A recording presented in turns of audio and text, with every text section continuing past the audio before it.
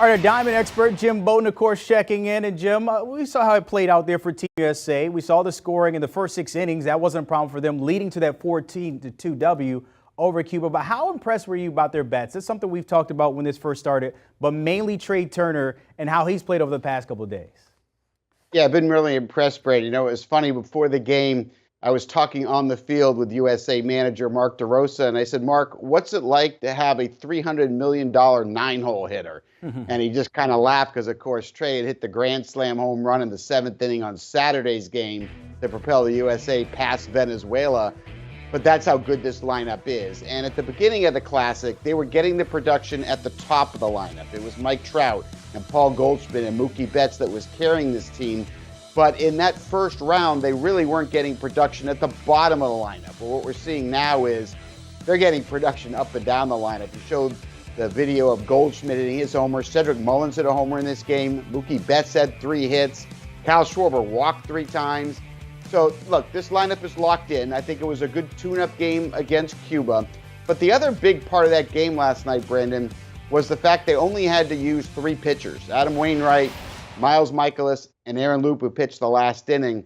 And what that did was save the bullpen for the championship game. We talked about it, you and I did, before the Classic started. The key to the USA was going to be the lineup and was going to be the bullpen. That's the 2 strengths of this team. Both of those things are lined up, primed, and ready to go, whether they play Mexico or Japan. Speaking of those 2, of course, they will meet between, but Mexico will probably be the toughest test for Japan since they play Korea. Your thoughts on those 2 squads and what's ahead for this semifinal matchup? Yeah, this is going to be an unbelievable game. I'll have the call on Sirius XM tonight down there at Lone Depot Park. And for Japan, they're going to throw 2 of their best starters. Roki Sasaki, the young 20-year-old right-hander, will be on the mound. He throws 102 miles an hour and, oh, by the way, locates it in all 4 corners. And I'm talking with late life. It's not just 102. It's late life in the spot. He also has a split finger that he throws for strikes 72% of the time. It's nasty. He's got a wipeout slider and a curveball that gets all the hitters off balance. Now, who's going to follow him? Yoshinobu Yamamoto is going to follow him. How good has he been in the Classic? How about 4 innings of 1 hit, 8 strikeout baseball? Unbelievable. Japan's offense, led by Boston Red Sox outfielder Masataka Yoshida. He's gone 6 for 15, leads all of Japan hitters with 10 RBIs. And, of course, we know the great Shohei Ohtani. He's 7 for 16 with a homer. And then the other hitter, their biggest home run hitter in Japan, is Motataka Murakami. He has had a very slow start to the Classic, but if you watch his at-bats the last couple of games, looks like his timing is coming in. That's something to watch tonight. On the other side, from Mexico, Patrick Sandoval will be on the bump with the Angels.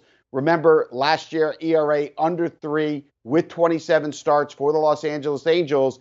And Randy Arozarena, wow, what a Classic he's had, both offensively and with the glove. He and Joey Meneses and Rowdy Tellez have combined for a whopping 20 RBIs.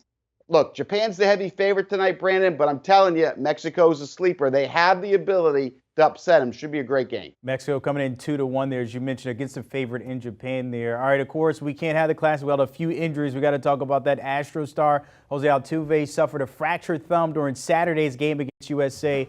He will undergo surgery in the coming days. Houston has yet to place a timetable return here. Jim, you've been in the front office before. You see stuff like this. Thoughts on what this means for him, maybe returning this season, or is that out the door after seeing this? No, he's going to return. If I have to put an early timeline that the doctors won't, it's going to be mid to late May. Worst case scenario, the beginning of June. The reason the Astros wouldn't give a timeline is they're not going to know until the doctor actually goes in and performs the surgery to see how much he actually has to do. But, I mean, think of it this way. You know, look, it's going to be at least 4 to 6 weeks to heal. Then you got to add on another 2 to 3 weeks to get baseball ready. And so that puts you really late May, early June at the very end. But he will be back. I talked to Dana Brown, the general manager of the Astros, yesterday. Asked him what the plan was with him gone. He said David Hensley and Mauricio Dubon would handle second base while he's gone. Hensley, a very good offensive player. Dubon, the better defensive player. Maybe some good news there for Houston, as you mentioned. Not much time for one of their stars, of course, key part to that championship run. As always, Jim Bowden giving us everything on the diamond. Appreciate it as always, my friend. Don't forget the World Baseball Classic. You can catch it, of course, the last game when it comes to the semis. You got it later tonight, Japan and Mexico at 7 p.m.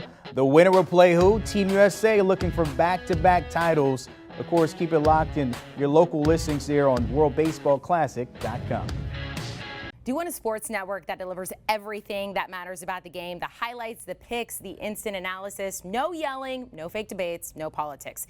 Hit the subscribe button and never miss a moment.